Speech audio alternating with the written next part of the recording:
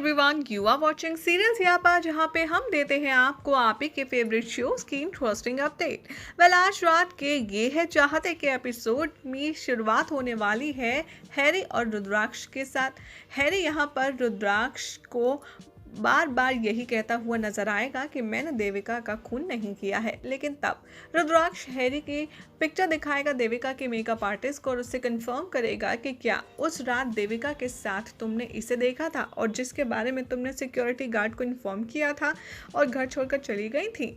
यहाँ makeup artist कहती है कि हाँ, मैंने इसी के बारे में गार्ड को बताया था और फिर मैं वहाँ से चली गई थी। रुद्राक्ष उससे कहता है कि क्या तुम उस गार्ड को ढूंढ सकती हो, पहचान सकती हो जब तुम्हारे सामने वो आएगा? तो मेकअप आर्टिस्ट कहती है हाँ सर, मैं पहचान लूँगी। तभी वो पुलिस इंस्पेक्टर को बुलाता है और कहता है कि आप जल्द से जल्द ठाकुर मेंशन पहुंचिए।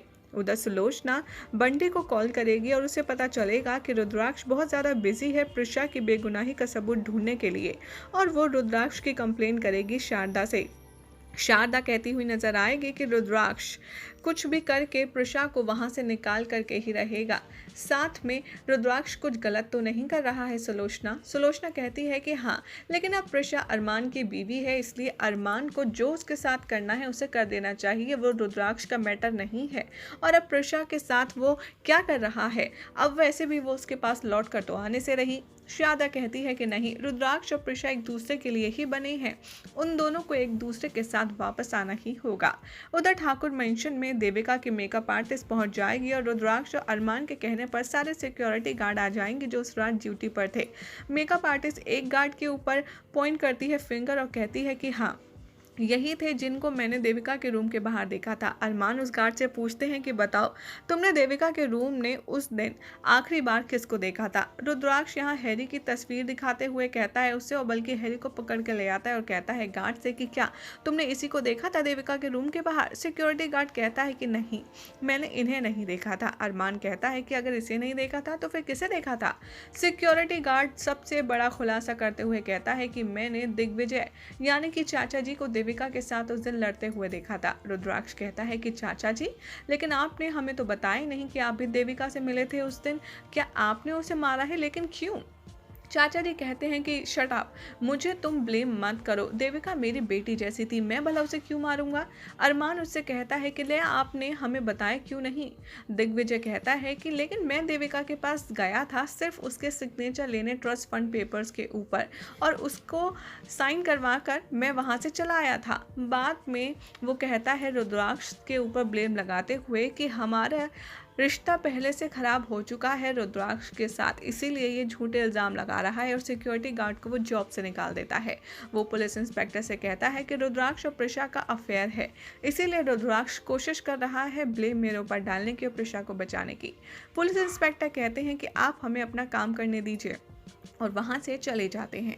रुद्राक्ष पीछा करता है उनका और कहता है कि आपने दिग्विजय को अरेस्ट क्यों नहीं किया? पुलिस इंस्पेक्टर कहते हैं क्योंकि हमें कोई सॉलिड एविडेंस चाहिए उनके खिलाफ, तभी हम उनको अरेस्ट कर पाएंगे। उधर रुद्राक्ष प्रिशा से कहता है कि हैरी ने कुछ नहीं किया, लेकिन चाचा जी हैं जो देविका के सिग्नेचर लेने उससे लास्ट टाइम कमरे में गए थे। प्रिशा कहती है कि क्या चाचा जी? तुम चाचा जी को ऐसे ब्लेम मत करो, ना उन पर शक करो, क्योंकि वो तो देविका को अपनी बेटी मानते थे।